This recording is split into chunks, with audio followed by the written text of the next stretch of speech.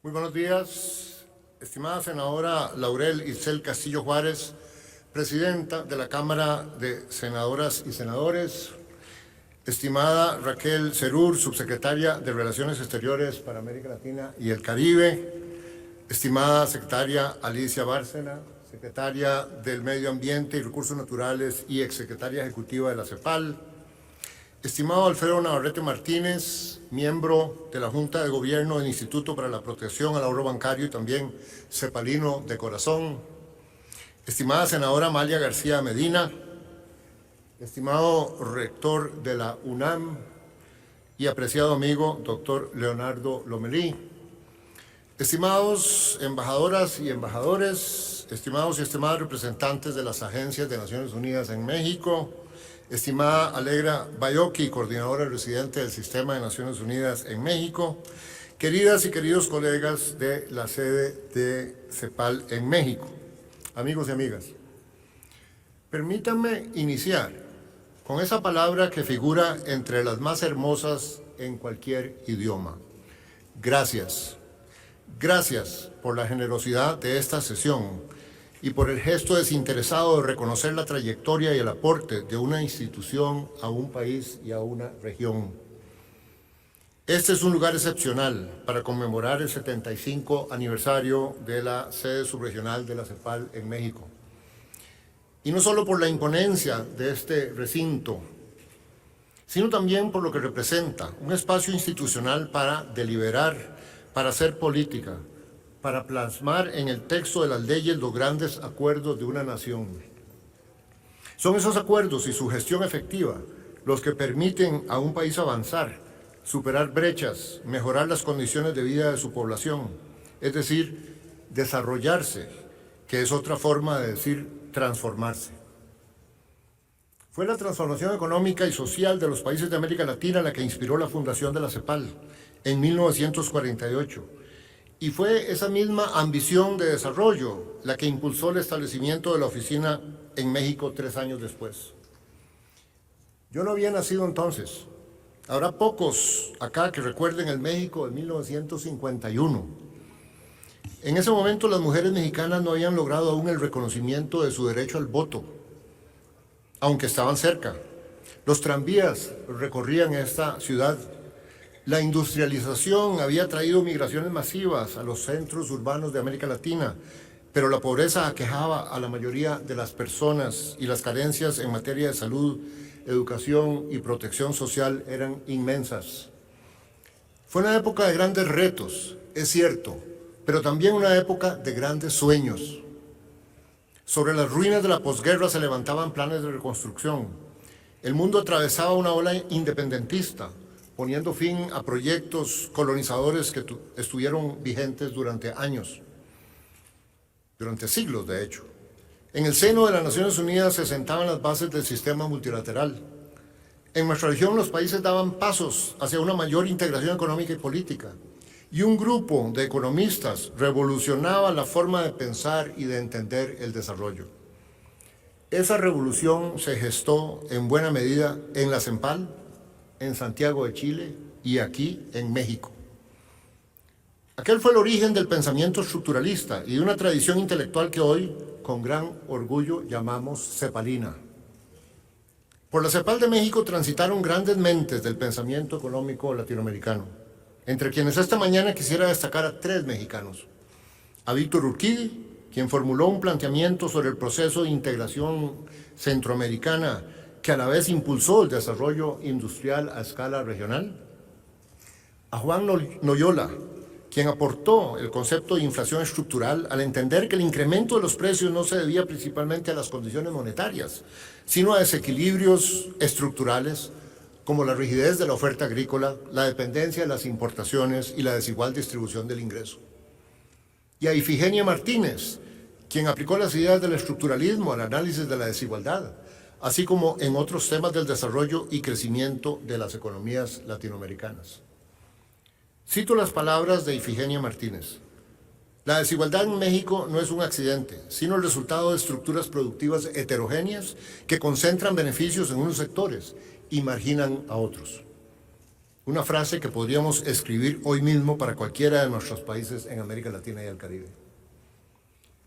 Es muy emotivo y un gran honor contar con la presencia en esta sesión de Alfredo Navarrete Martínez, como homenaje a Ifigenia Martínez, quien fue un pilar en la fundación de la oficina de CEPAL en México. Y sin duda, alguien que ayudó a forjar el carisma y la vocación de servicio que hoy caracterizan a nuestro equipo subregional. Ahora bien, la huella de esta oficina va mucho más allá de pensamiento y teorías.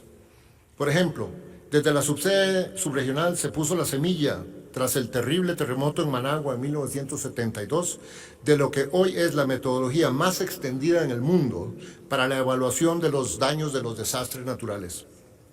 Ese trabajo se hizo de la mano de otro gran economista, don David Ibarra. Como en ese caso, la CEPAL también ha acompañado directamente a los países a través de la asistencia técnica en el diseño, implementación y evaluación de políticas públicas en diversos ámbitos, en la búsqueda de soluciones concretas a problemas muy reales.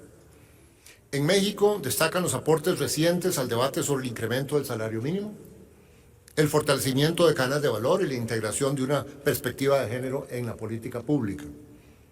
Tan solo la semana pasada presentábamos en la Secretaría de Economía un trabajo que hicimos conjuntamente con la Organización Internacional del Trabajo y esa misma Secretaría, una propuesta normativa de estándares para el desarrollo productivo que conduzca a la igualdad de género y a la sociedad del cuidado en los parques industriales de México.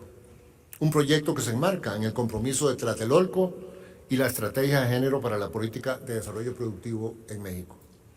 También la semana pasada inauguramos la primera versión en México de la Escuela Latinoamericana de Estudios de Desarrollo de la CEPAL, la ELADES, de la mano de la Universidad Nacional Autónoma de México, porque para la CEPAL es crucial seguir siendo no solo un espacio de reflexión y de propuestas frescas, sino de formación de la próxima generación de líderes y gobernantes de países de la región. Como he venido insistiendo desde que asumí la Secretaría Ejecutiva, es necesario repensar y reimaginar los retos del desarrollo en América Latina y el Caribe. Porque ninguna organización prospera sobre las glorias de su pasado, sino sobre su utilidad y su vigencia para los desafíos de la actualidad. Ese es nuestro compromiso firme con los países de la región, propuestas nuevas y oportunas, sin abandonar, por supuesto, el sello cepalino. Y es que en el pensamiento de la CEPAL ha habido constantes, tales como la atención a la transformación productiva, la preocupación sobre los efectos corrosivos de la desigualdad y el análisis de la relación entre la economía internacional, por lo que en múltiples publicaciones de la CEPAL a través de décadas se llamaban los factores externos, y las características estructurales de las economías nacionales o los factores internos, sin olvidar los retos institucionales de gobernanza y de economía política de las transformaciones. En el pensamiento de la CEPAL ha habido pues constantes, pero como es consustancial al pensamiento crítico, también ha habido revisiones y actualizaciones de los diagnósticos y de las recomendaciones para ajustarlos a las circunstancias que están en constante movimiento. Sobre este tema planeo ahondar en mi charla magistral, pero basta decir que nos encontramos desplegando toda una línea de trabajo en torno a la gestión de las transformaciones indispensables, los cómo del desarrollo, y también sobre el análisis de la geopolítica y de la geoeconomía para acompañar a los países con propuestas y asistencia técnica que les permita no solo reaccionar al nuevo contexto global, sino también encontrar en él oportunidades y aprovecharlas para impulsar su desarrollo. Amigas y amigos, la escogencia de México como sede subregional de la CEPAL no fue azarosa. El tiempo ha demostrado que fue una decisión especialmente sabia. A lo largo de su historia, México se ha distinguido por su vocación latinoamericanista y por una diplomacia que combina al mismo tiempo el respeto a la soberanía y la promoción de la acción colectiva entre Estados. Es algo que deseo reconocer de forma explícita. En épocas en que surgen liderazgos caracterizados por la fuerza, es inspirador recordar que también hay liderazgos internacionales que se caracterizan por la solidaridad y el beneficio mutuo. Es una realidad que aprecio como secretario ejecutivo de la CEPAL pero más aún como costarricense y como centroamericano. Ya desde la resolución que le dio origen, la oficina de la CEPAL en México estuvo dedicada al estudio de los problemas económicos de Costa Rica, Cuba, El Salvador, Guatemala, Haití, Honduras, México, Nicaragua, Panamá y República Dominicana. Y también desde sus orígenes tuvo como objetivo estratégico contribuir a impulsar el proceso de integración económica de Centroamérica, que entonces se encontraba en ciernes. La tesis central detrás de ese esfuerzo era el convencimiento de que para alcanzar mayores niveles de desarrollo los países pequeños necesitaban no solo diversificar y fortalecer sus sectores productivos, sino también enfrentar unidos el poder de las grandes potencias económicas y los mercados internacionales. Como señalé, este tipo de razonamiento está en la base del pensamiento cepalino. Entender que nuestras dinámicas de desarrollo no ocurren en el vacío, sino que son fruto de la interacción, del intercambio y de la inserción internacional. Eso es de la interdependencia.